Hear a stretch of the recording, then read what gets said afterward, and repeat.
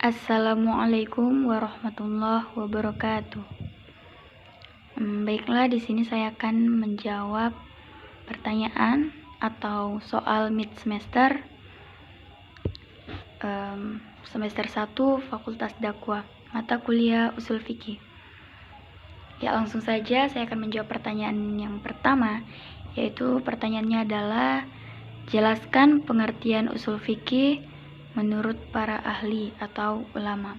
Ya, jadi di sini saya mengambil definisi ushul fiqih menurut Abdul Wahab Khalaf. Ya, beliau mendefinisikan bahwa ushul fiqih yaitu ilmu tentang kaidah-kaidah atau ketentuan-ketentuan dan pembahasan yang dijadikan sebagai sarana untuk memperoleh hukum-hukum syar'i yang berkaitan dengan amaliyah dari dalil-dalil yang terperinci. Kemudian untuk menjawab pertanyaan yang kedua, yaitu jelaskan objek kajian ushul fiqih.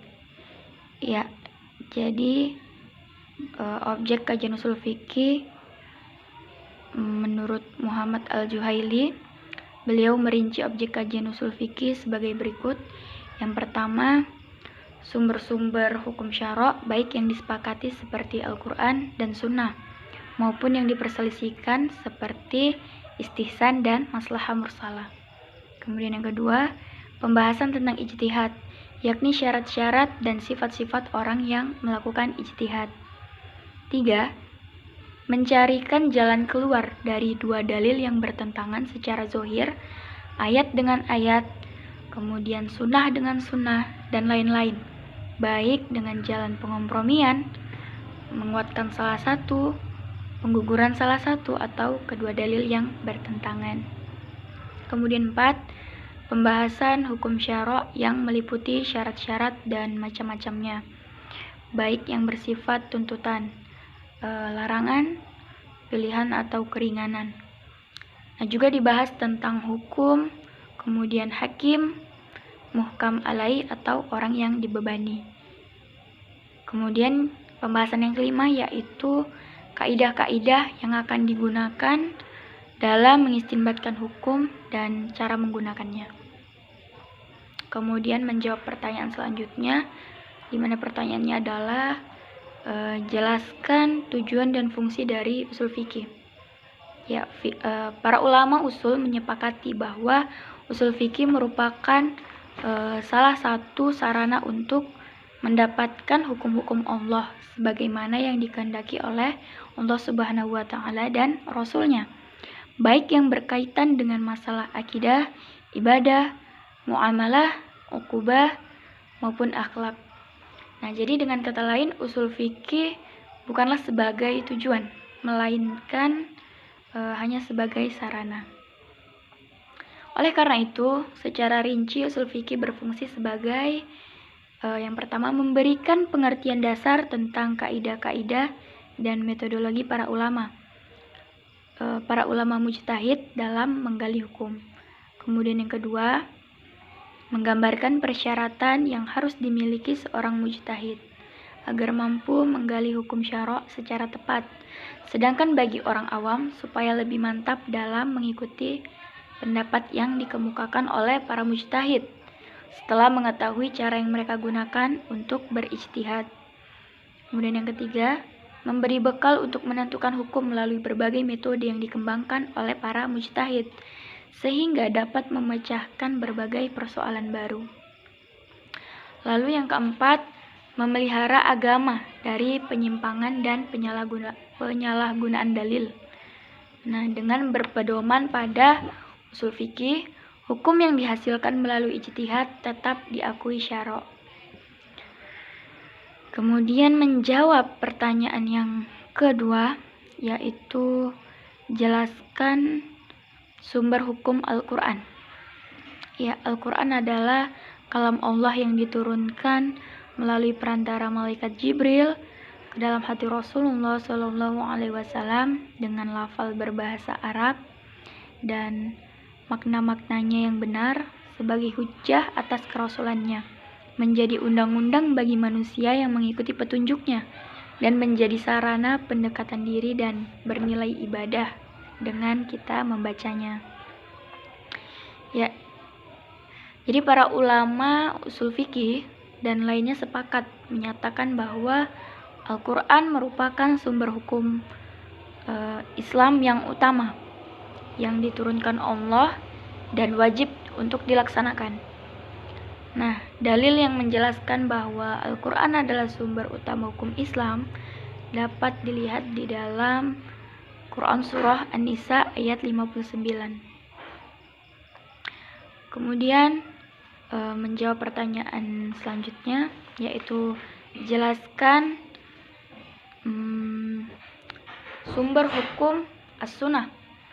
Ya, jadi as-sunnah menurut istilah syara' adalah sesuatu yang datang dari Rasulullah SAW, baik berupa perkataan, perbuatan, ataupun pengakuan. Nah, tidak sedikit hadis-hadis Rasulullah SAW yang memerintahkan kaum muslim untuk berpegang kepada as-sunnah, yaitu diantaranya seperti hadis riwayat Abu Daud dan Tirmizi, yang mana artinya adalah Nabi SAW bersabda, "Ingatlah, sesungguhnya telah didatangkan kepadaku Al-Quran dan yang sepertinya bersama Al-Quran, yaitu as-sunnah." Kemudian lanjut, yaitu pertanyaan selanjutnya, jelaskan sumber hukum ijma'. Nah, ijma' adalah kesepakatan atas hukum suatu peristiwa di antara peristiwa-peristiwa yang ada, bahwa hukum itu adalah hukum syar'i. Nah, beberapa ijma' yang paling masyhur yang diakui para ulama usul fikih adalah yang pertama ijma' sahabat. Nah, ijma' sahabat merupakan ijma' yang paling kuat dalilnya. Kemudian yang kedua ada ijma' ahlul Madinah, yaitu ijma'nya para penduduk Madinah. Kemudian yang ketiga ijma' umat Islam. Yang keempat ijma' mujtahidin. Yang kelima ijma' ahlul bait, atau ijma' ahlul bait ini menurut Syiah, kelompok Syiah. Nah, kalau untuk tadi kan ijma' sahabat adalah ijma' yang paling kuat dalilnya. Itu dapat kita lihat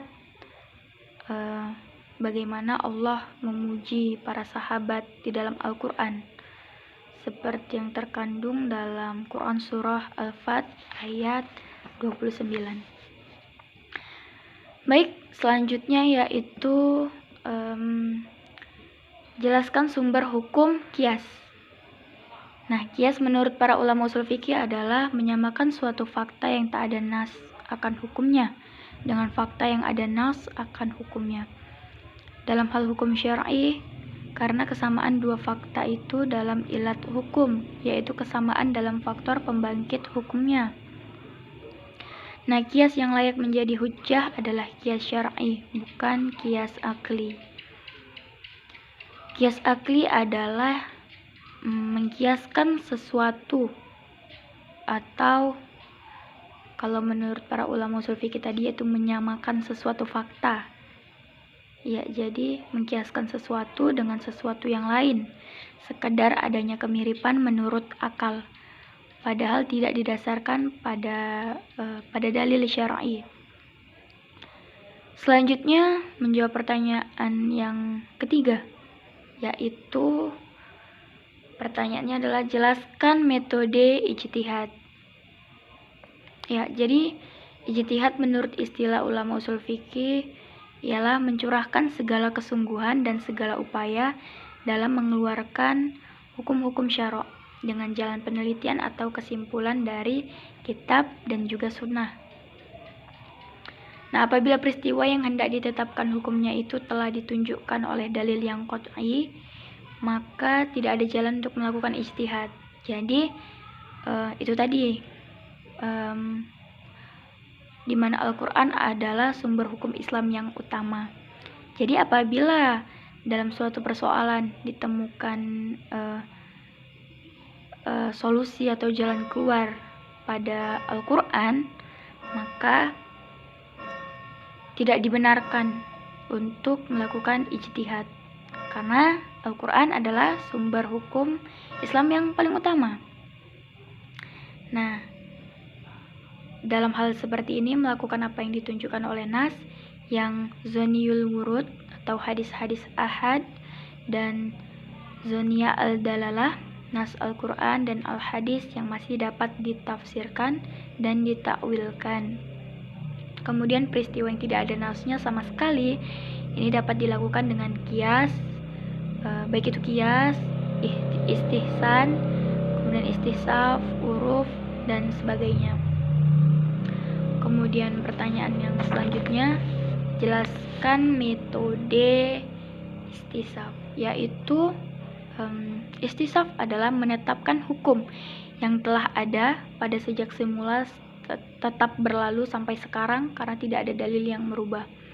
Nah, mayoritas pengikut Maliki, Syafi'i, Ahmad, dan sebagian ulama Hanafi menyatakan bahwa istisaf dapat jadi hujjah selama tidak ada dalil yang merubah. Dan sebagian besar dari ulama mutakhirin juga demikian. Sementara segolongan dari ulama mutakallimin seperti Hasan al-Basri menyatakan bahwa istisaf tidak bisa jadi hujjah karena untuk menetapkan hukum yang lama dan sekarang harus berdasarkan dalil. Kemudian menjawab pertanyaan yang terakhir, jelaskan metode ijtihad, yaitu al-maslahah al-mursalah. Ya, jadi menurut istilah ulama usul fikih, ialah sesuatu yang mengandung kemaslahatan, dirasakan oleh hukum sesuai dengan akal dan tidak terdapat pada asal.